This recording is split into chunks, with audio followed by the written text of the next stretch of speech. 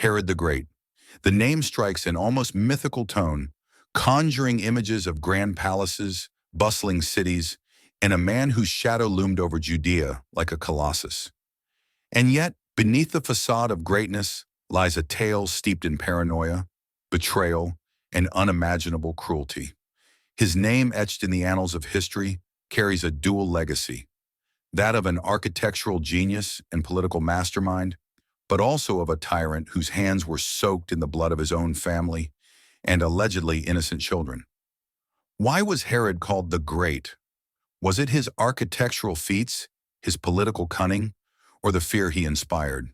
And more chillingly, whose children did this king of the Jews actually order to be killed?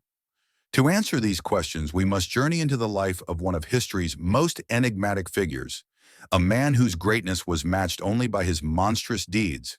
Herod wasn't born a king, nor was he of royal blood. His father, Antipater, was a high-ranking official and close ally of Julius Caesar, but he hailed from Idumea, a region that the Judeans considered culturally distinct and often inferior.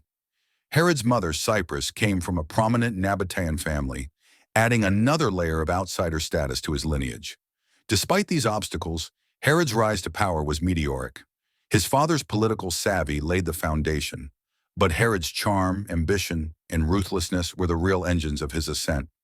By his early 20s, Herod had already proven himself as a capable military leader, suppressing revolts and earning Rome's favor. Herod's big break came in 40 BCE, when the Roman Senate, seeking stability in the volatile region of Judea, declared him King of the Jews. It was a title that came with immense power, but also an endless series of challenges. Judea was a hotbed of political intrigue, religious tensions, and insurgencies, and Herod had to fight, not just metaphorically but literally, to secure his throne. His first task, reclaim Jerusalem from the Parthians, who had installed a rival king. Herod's campaign was brutal and decisive. By 37 BCE, he had crushed his enemies and entered the city as its uncontested ruler. But while Herod may have won his crown, the battle to keep it would consume him for the rest of his life. Herod's epithet, the Great, wasn't given lightly. In many ways, he earned it. His architectural achievements were groundbreaking, transforming the landscape of Judea and leaving a legacy that endures to this day. Caesarea Maritima. Herod constructed this magnificent port city on the Mediterranean coast, complete with a theater, a hippodrome, and a state-of-the-art harbor that utilized Roman concrete capable of setting underwater. Caesarea became a beacon of commerce and culture, showcasing Herod's vision and engineering prowess. The Second Temple. Herod's expansion of the Second Temple in Jerusalem was a monumental undertaking that elevated the site to one of the most awe-inspiring religious complexes of its time. The Western Wall, revered to this day, is a remnant of his ambitious project. Masada. This fortress, perched atop a sheer cliff, became a symbol of Herod's strategic genius, and later a symbol of Jewish resistance during the Roman siege in 73 CE. Herod also played a delicate game of diplomacy with Rome, skillfully maintaining Judea's semi-autonomous status within the empire. His ability to navigate the treacherous waters of Roman politics, allying with Mark Antony, then seamlessly switching his loyalty to Octavian, Augustus, after Antony's defeat, was nothing short of masterful. But Herod's greatness came at a steep price. His ambition and paranoia knew no bounds, and the blood he spilled to maintain his power would forever stain his legacy. Herod's reign was marked by an almost pathological fear of betrayal. The closer someone was to him, the more likely they were to fall victim to his suspicions.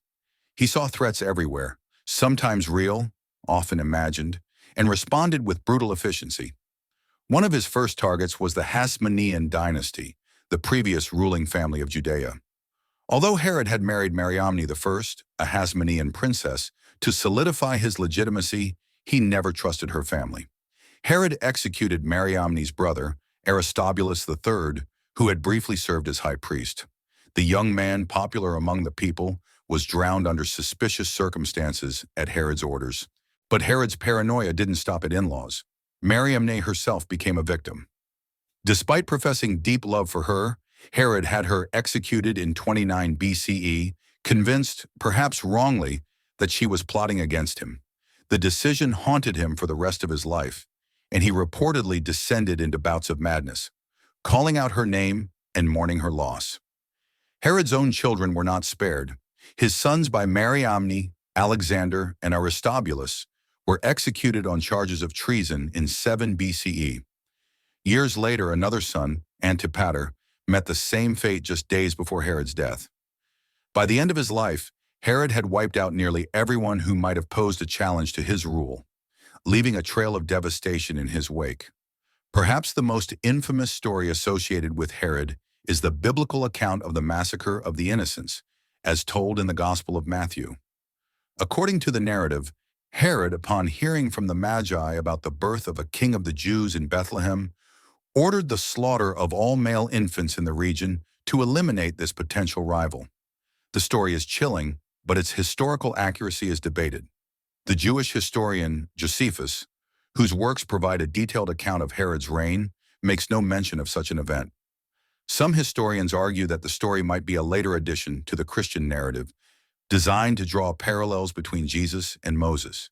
Yet the idea of Herod ordering the mass murder of children isn't far-fetched, given his documented track record. Whether or not the massacre of the innocents occurred, the fact that it seems plausible speaks volumes about Herod's reputation. So, why do we call Herod cursed twice?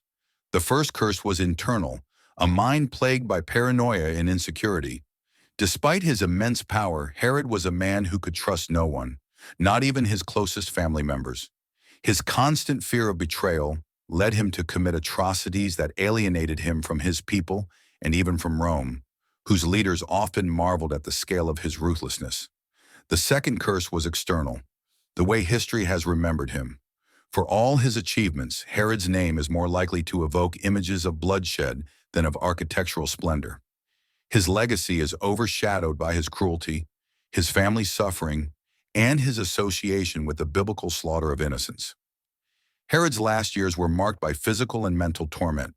He suffered from a painful, mysterious illness, likely a combination of kidney disease and gangrene, that left him in agony. His paranoia worsened, and he reportedly ordered the imprisonment of Jewish leaders with instructions that they be executed upon his death, ensuring that there would be mourning in Judea, even if it wasn't for him. Herod died in 4 BCE, a broken man, despised by many of his subjects and feared by all who had known him. Herod's life is a study in contradictions. He was a builder and a destroyer, a ruler who brought stability to a volatile region, but at an unbearable cost. His greatness lies not only in his achievements, but also in the cautionary tale his life provides. A stark reminder of how power, unchecked, can corrupt even the most brilliant minds. Was Herod truly great, or was his greatness a mirage, obscured by the blood of those he betrayed? That is for history to decide. But one thing is clear: Herod the Great was cursed twice, by his actions and by the legacy they left behind.